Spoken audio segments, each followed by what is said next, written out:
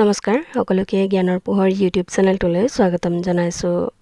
আমাৰ আজিৰ এই ভিডিঅ'টিত আলোচনা কৰিবলৈ লৈছোঁ ক্লাছ 8ৰ হিন্দী পল্লৱ ভাগ 3ৰ চেপ্টাৰ নম্বৰ 6 ভাৰতীয় সংগীত কি এক ঝলক পাত্ৰীৰ সকলোখিনি প্ৰশ্ন উত্তৰ। ছাত্ৰ ছাত্ৰীসকল যদি এই ভিডিঅ'টি ভাল লাগে তেন্তে ভিডিঅ'টিত এটি লাইক কৰি দিবা আৰু চেনেলটো ছাবস্ক্ৰাইব কৰা নাথাকিলে ছাবস্ক্ৰাইব কৰি বেল আইকনটি অন কৰি থবা যাতে নতুন ভিডিঅ'বিলাকৰ নটিফিকেশ্যন তোমালোকে পোনপ্ৰথমে লাভ কৰা। ছাত্ৰ ছাত্ৰীসকল আৰু বেছি পলম নকৰি তোমালোকৰ পাঠ্যপুথিখনৰ পেজ নম্বৰ 46 উলিয়াই লৈ চোৱা। ইয়াত চোৱা अभ्यासमाला पाठ से नंबर 1 लिखिसे निम्नलिखित प्रश्नों के नीचे दिए गए उत्तरों में से एक सही है, सही उत्तर का चयन करो। তাৰমানে ইয়াত কৈছে তলত দিয়াৰ প্ৰশ্নসমূহৰ শুদ্ধ উত্তৰটো বাছনি কৰি লিখিবলৈ কৈছে। ক নম্বৰত চোৱা লিখিছে दिल हुम हुम करे घबराए बरसाए इस गीत की रचयिता हैं। তাৰমানে প্ৰশ্নত কৈছে दिल हुम हुम करे গীতটিৰ ৰচয়িতা অ নম্বৰ অপশ্যনটিত লিখিছে লতা মংগেশকাৰ, আত লিখিছে ভূপেন হাজৰিকা, ইত লিখিছে AR रहमान আৰু ইত লিখিছে জাবেদ আখতাৰ। ইয়াৰ শুদ্ধ উত্তৰটি হৈছে আ ভূপেন হাজৰিকা। ইয়াৰ পাছত নেক্সট খ নম্বৰ অপশ্যনটিত চোৱা লিখিছে अकबर के राज दरबार के संगीतज्ञ थे। তাৰমানে ইয়াত কৈছে আকবৰৰ ৰাজ দৰবাৰৰ সংগীতজ্ঞ আছিল। অ নম্বৰ অপশ্যনত লিখিছে বীৰবল, আত লিখিছে হুমায়ুন, ইত লিখিছে তানসেন আৰু ইত লিখিছে আবুল ফজল। ইয়াৰ শুদ্ধ উত্তৰটি হৈছে ই তানসেন। ইয়াৰ পাছত নেক্সট গ নম্বৰত ছয় লিখিছে ভাৰতীয় সংগীত কি শুৰুৱাত কব হুই থি। তাৰমানে ইয়াত কৈছে ভাৰতীয় সংগীতৰ আৰম্ভণি কেতিয়া হৈছিল। ইয়াৰ অপশ্যনত লিখিছে বৈদিক যুগ से, আত লিখিছে নৱপ্ৰস্তৰ যুগ से, ইত লিখিছে ভক্তি যুগ से আৰু ইত লিখিছে আধুনিক যুগ से। ইয়াৰ শুদ্ধ উত্তৰটি হৈছে অ বৈদিক যুগ से। ইয়াৰ পাছত নেক্সট ঘ নম্বৰ প্ৰশ্নটিত চোৱা ইয়াত লিখিছে पंडित रविशंकर किस वाद्य के श्रेष्ठ कलाकार हैं। তাৰমানে ইয়াত তোমালোকক সুধিছে পণ্ডিত ৰবিশংকৰ কি বাদ্যৰ শ্ৰেষ্ঠ শিল্পী। অ নম্বৰ অপশ্যনটিত লিখিছে তাবলা, আত লিখিছে সাহনাই, ইত লিখিছে সিতাৰ আৰু ইত লিখিছে সৰোদ। ইয়াৰ শুদ্ধ উত্তৰটি হৈছে ই সিতাৰ। ইয়াৰ পাছত নেক্সট 19 নম্বৰ প্ৰশ্নটিত চোৱা ইয়াত লিখিছে ভাৰতীয় সংগীত কি কিতনি প্ৰচলিত ধাৰায়ে হে। তাৰমানে ইয়াত তোমালোকক সুধিছে ভাৰতীয় সংগীতৰ কেইটা প্ৰচলিত ধাৰা আছে। অ নম্বৰ অপশ্যনটিত লিখিছে 1, আত লিখিছে 2, ইত লিখিছে 3 আৰু ইত লিখিছে 4। ইয়াৰ শুদ্ধ উত্তৰটি হৈছে আ 2। ইয়াৰ পাছত নেক্সট 2 নম্বৰত চোৱা লিখিছে উত্তৰ লিখো। ক নম্বৰ প্ৰশ্নটিত চোৱা লিখিছে आचार्य शंकरदेव के अनुसार संगीत की परिभाषा क्या है। তাৰমানে এই প্ৰশ্নটি সুধিছে মহাপুৰুষ শংকৰদেৱৰ অনুসৰি সংগীতৰ পৰিভাষা কি। ইয়াৰ উত্তৰটি তোমালোকে 43 নম্বৰ পেজৰ ওপৰত ধুনীয়াকৈ লিখা আছে, ইয়াৰ পৰা লিখি ল'ব পাৰিবা। ইয়াত লিখিছে आचार्य शंकरदेव के अनुसार गीत वाद्य तथा नृत्य त्रय संगीत मुच्यते। अर्थात गीत वाद्य और नृत्य इन तीनों कलाओं को एक साथ संगीत कहा जाता है। गीत शब्द के साथ सम उपसर्ग मिलकर संगीत शब्द बना है। তাৰমানে এই উত্তৰটিত কৈছে মহাপুৰুষ শংকৰদেৱৰ অনুসৰি গীত বাদ্য আৰু নৃত্য এই তিনিওটাক একেলগে সংগীত মুচ্যতে এই শব্দটো সংস্কৃতৰ শব্দ হয়। ইয়াত কৈছে যে গীত বাদ্য আৰু নৃত্য এই তিনিওটা শিল্পক একেলগে সংগীত কোৱা হয়। গীত শব্দটিৰ লগত সম উপসৰ্গ লগ লগাই সংগীত শব্দটি হৈছে।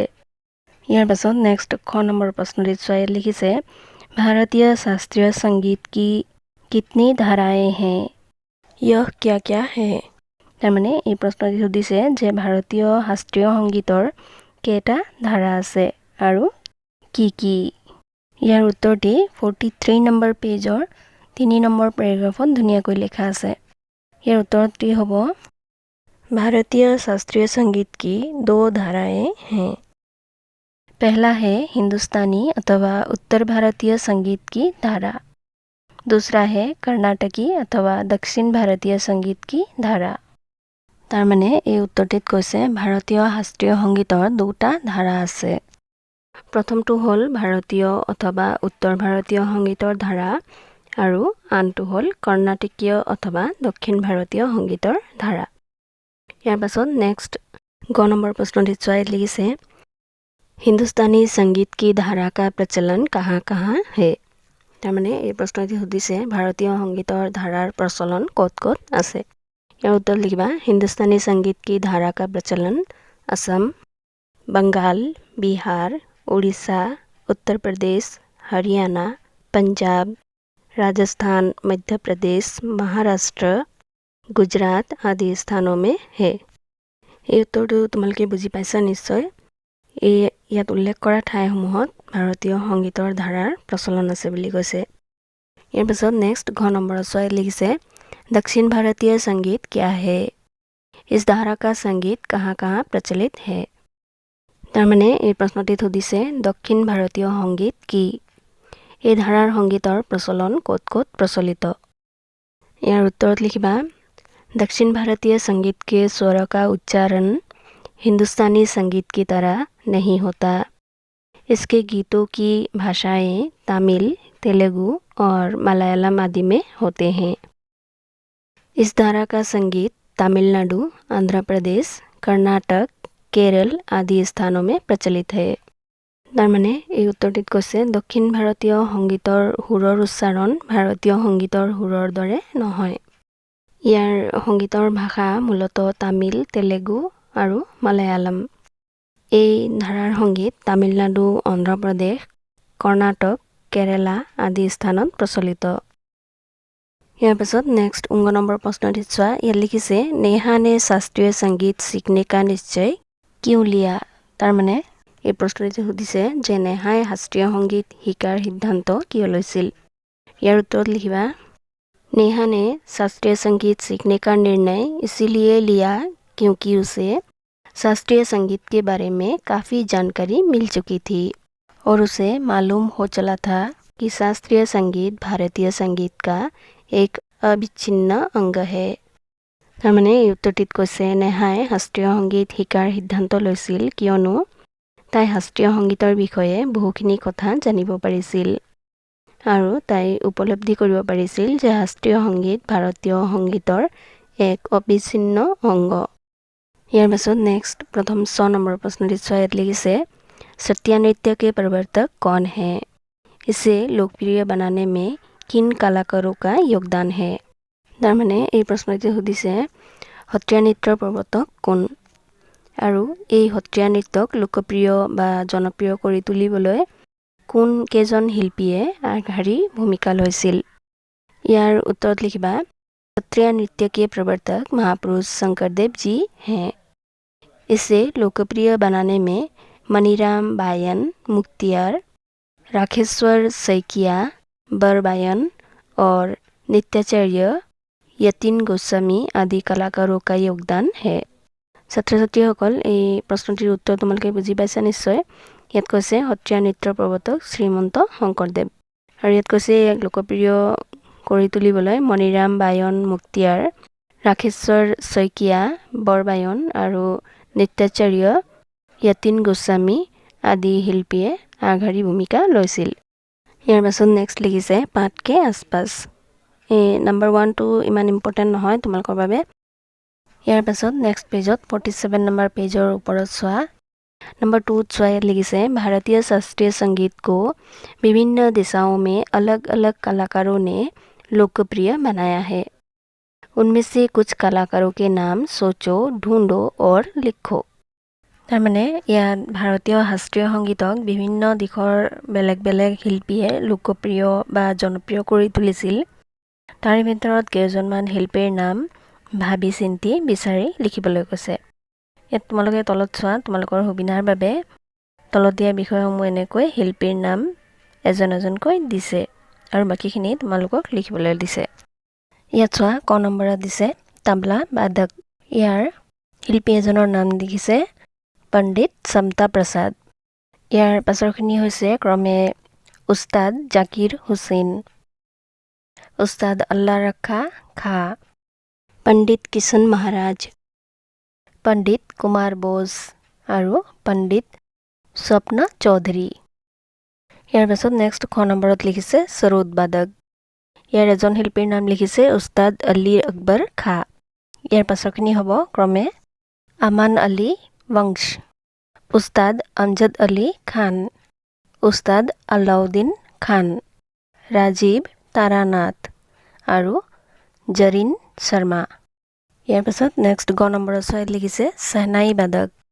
ইয়াৰ শিল্পী এজনৰ নাম লিখিছে উস্তাদ বিছমিল্লা খা।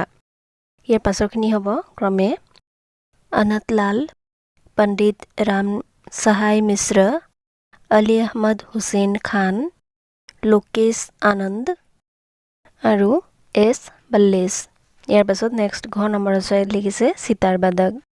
ইয়াৰ এজন শিল্পীৰ নাম লিখিছে পণ্ডিত ৰবি শংকৰ। ইয়াৰ পাছৰখিনি হ'ব ক্ৰমে বিলায়ত খান, উমা শংকৰ মিশ্ৰ, শাহিদ পাৰভেজ, নিখিল বেনাৰ্জী আৰু অনুষ্কা শংকৰ।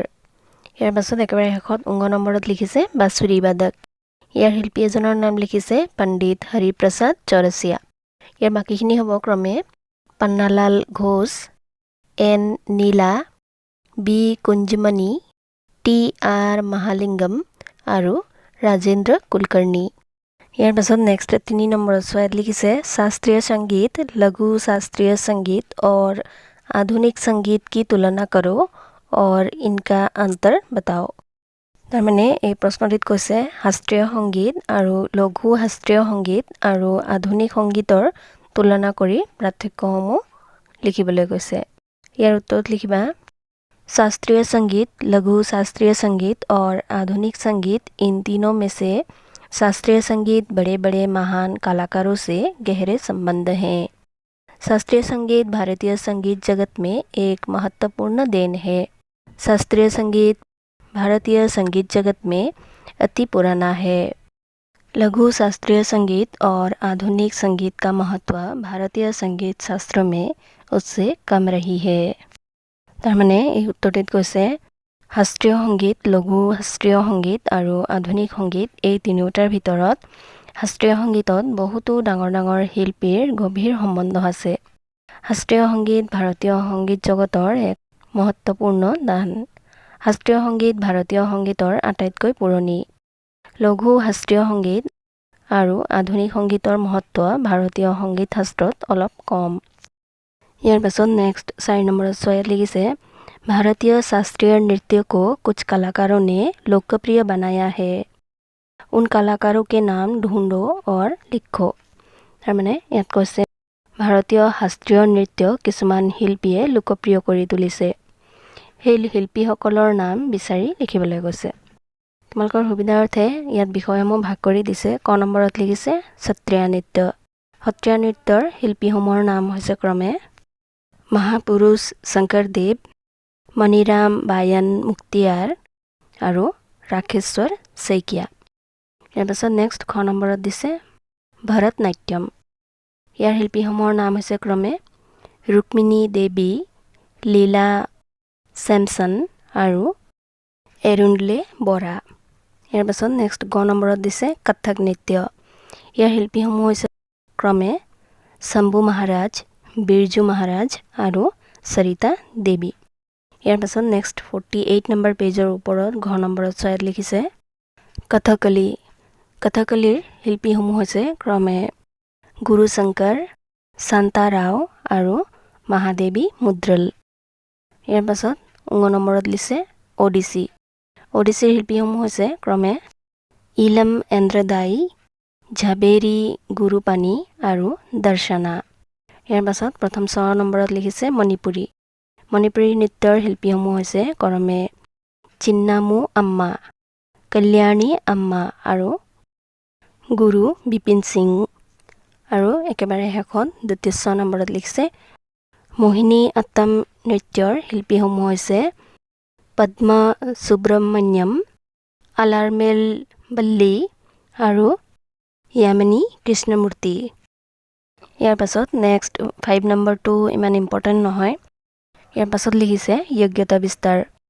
নম্বৰ 1টোত তোমালোকক ইয়াত 4টা টপিক দিছে। এইবিলাকৰ ওপৰত তোমালোকক চমুটোকা লিখিবলৈ দিছে। ইয়াত তোমালোকক দিছে বৰগীত, ৰবীন্দ্ৰ সংগীত, জ্যোতি সংগীত আৰু বিষ্ণুৰাভা সংগীতৰ বিষয়ে চমুকৈ টোকা লিখিবলৈ কৈছে। এইখিনি তোমালোকে নিজে কৰিবা। ইয়াৰ পাছত নেক্সট 2 নম্বৰত চোৱা লিখিছে নিম্নলিখিত মুহাৱৰোं का अर्थ लिखकर বাক্য বনাও। ইয়াত তোমালোকক মুহাৱৰা মানে হৈছে জতুৱা ঠাঁচ বা খণ্ড বাক্য বুলি ক'ব পাৰা। নিম্নলিখিত জতুৱা ঠাঁচসমূহৰ দ্বাৰা তোমালোকক বাক্য ৰচনা কৰিবলৈ কৈছে। প্ৰথমে চোৱা কি দিছে। শ্ৰী গণেশ करना, तय करना, गले लगाना, हाथ बटाना, फूलाना समाना, आँखों का तारा। এই জতুৱা ঠাঁচ কেইটাৰে তোমালোকক বাক্য ৰচনা কৰিব লাগে। ইয়াৰ উত্তৰত লিখিবা। প্ৰথমে আছে শ্ৰী গণেশ करना, ইয়াৰ অৰ্থ হৈছে আৰম্ভ करना। ইয়াৰ বাক্যটিত লিখিবা मैंने आज अपने व्यवसाय का श्री गणेश किया। ইয়াৰ পাছত নেক্সট আছে तय करना, ইয়াৰ অৰ্থ হৈছে निश्चय करना। ইয়াৰ বাক্যটিত লিখিবা उसने नौकरी छोड़ने का तय कर लिया। ইয়াৰ পাছত নেক্সট আছে गले लगाना, ইয়াৰ অৰ্থ হৈছে अपनाना। ইয়াৰ বাক্যটিত লিখিবা रिया ने उसके भाई को गले लगाया। ইয়াৰ পাছৰ মুহাৱৰাটি হৈছে हाथ बटाना, ইয়াৰ অৰ্থ হৈছে सहायता करना। ইয়াৰ বাক্যটিত লিখিবা नेहा ने उसके माँ को खाना बनाने में हाथ बटाया। ইয়াৰ পাছত নেক্সট আছে फूलाना समाना, ইয়াৰ অৰ্থ হৈছে बहुत खुश होना। ইয়াৰ বাক্যটিত লিখিবা परीक्षा में प्रथम आने की खबर सुनकर वो फूलाना समाया। ইয়াৰ পাছত একেবাৰে শেষত আছে आँखों का तारा, ইয়াৰ অৰ্থ হৈছে बहुत प्रिय होना। ইয়াৰ বাক্যটিত লিখিবা मेरा बेटा मेरी आँखों का तारा है। ইয়াৰ পাছত নেক্সট 3 নম্বৰত চোৱা লিখিছে संगीत सबको पसंद है, तुम्हें संगीत का कौन सा प्रकार ज़्यादा पसंद है और क्यों। इस पर 5 বাক্য লিখো। তাৰমানে ইয়াত কৈছে সংগীত সকলোৱে ভাল পায়, তুমি কেনেকুৱা ধৰণৰ সংগীত বেছি ভাল পোৱা সেই বিষয়ে 5 বাক্য লিখিবলৈ কৈছে। এই প্ৰশ্নটিৰ উত্তৰ তোমালোকে নিজে নিজে নিজৰ পছন্দ অনুযায়ী লিখিবলৈ যত্ন কৰিবা। ইয়াৰ পাছত নেক্সট 49 নম্বৰ পেজৰ ওপৰত লিখিছে ভাষা অধ্যয়ন মানে ভাষা অধ্যয়ন। ইয়াৰ নম্বৰ 1 2 তোমালোকে নিজে পঢ়ি ল'বা, কিয়নো ভিডিঅ'টি বহুত দীঘলীয়া হৈ যায়, তোমালোকেও আমনি পাবা, সেইকাৰণে নিজে পঢ়ি ল'বা। ইয়াত তোমালোকক পুলিংগ বা স্ত্ৰীলিংগ হ'লে ক্ৰিয়াৰ ৰূপ সলনি হোৱাৰ বিষয়ে কিছুমান কথা লিখিছে, এইখিনি পঢ়ি ল'বা। ইয়াৰ পাছত নেক্সট 50 নম্বৰ পেজৰ ওপৰৰ 2 নম্বৰত চোৱা ইয়াত লিখিছে क्रिया के जिस रूपांतर से यह जाना जाए कि वाक्य में क्रिया द्वारा किया गया विधान का विषय कर्ता है अथवा कर्म है या भाव है उसे वाच्य कहते हैं। তাৰমানে অসমীয়াত বাক্যৰ প্ৰকাশভংগী বা বচনভংগীক বাচ্য বুলি বুজোৱা হয়। ইয়াত উদাহৰণ হিচাপে তোমালোকক 2টা দিছে, কৰ্তৃবাচ্য আৰু কৰ্মবাচ্য। কৰ্তৃবাচ্য হৈছে যেতিয়া বাক্যত কৰ্তা বা কৰ্মক প্ৰাধান্য দিয়া হয় তেতিয়া তাক কৰ্তৃবাচ্য বোলা হয়। ইয়াত উদাহৰণ দিছে 2টা চোৱা मैं आम खाता हूँ আৰু संजू रोटी खाता है। এই বাক্য দুটাত চোৱা কৰ্তা আৰু কৰ্মৰ ওপৰত প্ৰাধান্য দিয়া হৈছে। আনফালে চোৱা ইয়াত দিছে কৰ্মবাচ্য, যেতিয়া বাক্যত কৰ্মক প্ৰাধান্য দিয়া হয় তেতিয়া তাক কৰ্মবাচ্য বোলা হয়। ইয়াতো 2টা উদাহৰণ দিছে চোৱা मुझसे आम खाया जाता है আৰু দিছে संजू से रोटी खाई जाती है। তাৰমানে ইয়াত কামৰ ওপৰত কৰ্মৰ ওপৰত বেছি প্ৰাধান্য দিছে, সেইকাৰণে এই 2টা বাক্য হৈছে কৰ্মবাচ্য। ইয়াত তলতে চোৱা ইয়াত লিখিছে अब निम्नलिखित वाक्यों को कर्मवाच्य में लिखो। তাৰমানে ইয়াত কৈছে তলত দিয়া বাক্যসমূহ কৰ্মবাচ্যত লিখা। ক নম্বৰত চোৱা ইয়াত লিখিছে मैं गीत गाता हूँ, এইটো কৰ্মবাচ্যত নিলে ইয়াৰ উত্তৰ হ'ব मुझसे गीत गाया जाता है। ইয়াত চোৱা কৰ্মৰ ওপৰত প্ৰাধান্য দিয়া হৈছে। ইয়াৰ পাছত নেক্সট খ নম্বৰত চোৱা ইয়াত লিখিছে राजू गेंद खेलता है। এই বাক্যটি কৰ্মবাচ্যত নিলে হ'ব राजू से गेंद खेला जाता है। ইয়াৰ পাছত নেক্সট গ নম্বৰত লিখিছে रीमा चिट्ठी लिखती है। এই বাক্যটি কৰ্মবাচ্যত নিলে হ'ব रीमा से चिट्ठी लिखी जाती है। ইয়াৰ পাছত একেবাৰে শেষৰ ঘ নম্বৰত চোৱা ইয়াত লিখিছে माँ दोनों के लिए चाय लाई। এই বাক্যটি কৰ্মবাচ্যত নিলে হ'ব माँ से दोनों के लिए चाय लाई जाती है। ইয়াৰ পাছত নেক্সট 3 নম্বৰত চোৱা ইয়াত লিখিছে নিম্নলিখিত বাক্যক ধ্যান से पढ़ो। ইয়াত তোমালোকক ভূতকালৰ অৰ্থাৎ অতীতকালৰ প্ৰকাৰ অনুসৰি কেইটামান উদাহৰণ দিছে। যেনেকৈ সামান্য ভূত, আসন্ন ভূত, পূৰ্ণ ভূত, তৎকালীন ভূত, অপূৰ্ণ ভূত, সন্দিগ্ধ ভূত, हेतुमंद भूत। এইখিনি তোমালোকে নিজে পঢ়ি ল'বা। ইয়াৰ তলতে লিখিছে अब निम्नलिखित वाक्यों को भूतकाल में परिवर्तित करो। তাৰ মানে তলতীয়া বাক্যসমূহ ভূতকাল অৰ্থাৎ অতীতকালত পৰিৱৰ্তন কৰি লিখিবলৈ কৈছে। ক নম্বৰত চাই লিখিছে दोपहर का समय है। ইয়াৰ উত্তৰটি হ'ব दोपहर का समय था। ইয়াৰ পাছত নেক্সট খ নম্বৰত লিখিছে नेहा स्नेहा की सहेली है। এইটো ভূতকালত লিখিলে হ'ব नेहा स्नेहा की सहेली थी। ইয়াৰ পাছত নেক্সট 51 নম্বৰ পেজৰ ওপৰত চোৱা গ নম্বৰত ইয়াত লিখিছে राजू गेंद खेलता है। এই বাক্যটি ভূতকালত নিলে হ'ব राजू गेंद खेलता था। ইয়াৰ পাছত নেক্সট ঘ নম্বৰত লিখিছে रेहना खत लिख रही है। এই বাক্যটি ভূতকালত নিলে হ'ব रेहना खत लिख रही थी। ইয়াৰ পাছত একেবাৰে শেষৰ ঙ নম্বৰত চাই লিখিছে हम कल दिल्ली जाएंगे। এইটো ভূতকালত লিখিলে হ'ব हम कल दिल्ली गए थे। ইয়াৰ পাছত নেক্সট 4 নম্বৰত চাই লিখিছে নিম্নলিখিত বাক্যক শুদ্ধ करो। মানে তলদিয়া বাক্যসমূহ শুদ্ধকৈ লিখিবলৈ কৈছে। ক নম্বৰত চাই লিখিছে यह तुमने बहुत अच्छा सवाल पूछी है। এই বাক্যটি শুদ্ধকৈ লিখিলে হ'ব यह तुमने बहुत अच्छा सवाल पूछा है। ইয়াৰ পাছত নেক্সট খ নম্বৰত চাই লিখিছে रोहन ने पुस्तक पढ़ा। এই বাক্যটি শুদ্ধ কৰিলে হ'ব रोहन ने पुस्तक पढ़ी। ইয়াৰ পাছত নেক্সট গ নম্বৰত চাই লিখিছে सीमा ने भात भाई। এই বাক্যটি অশুদ্ধ কৰি লিখিছে, স্পেলিং মিষ্টেক হৈছে ইয়াত হ'ব ভাত খাই, सीमा ने भात खाई। এই বাক্যটি শুদ্ধ কৰি লিখিলে হ'ব सीमा ने भात खाया। ইয়াৰ পাছত নেক্সট ঘ নম্বৰত চাই লিখিছে आयान ने रोटी खाया। এই বাক্যটি শুদ্ধ কৰি লিখিলে হ'ব आयान ने रोटी खाई। ইয়াৰ পাছত নেক্সট ঙ নম্বৰত চাই লিখিছে सेठानी ने राजा से सवाल की। এই বাক্যটি শুদ্ধ কৰি লিখিলে হ'ব सेठानी ने राजा से सवाल करी। মৰমৰ ছাত্ৰ ছাত্ৰীসকল, আমাৰ আজিৰ ভিডিঅ'টি ইমানেই। ধন্যবাদ।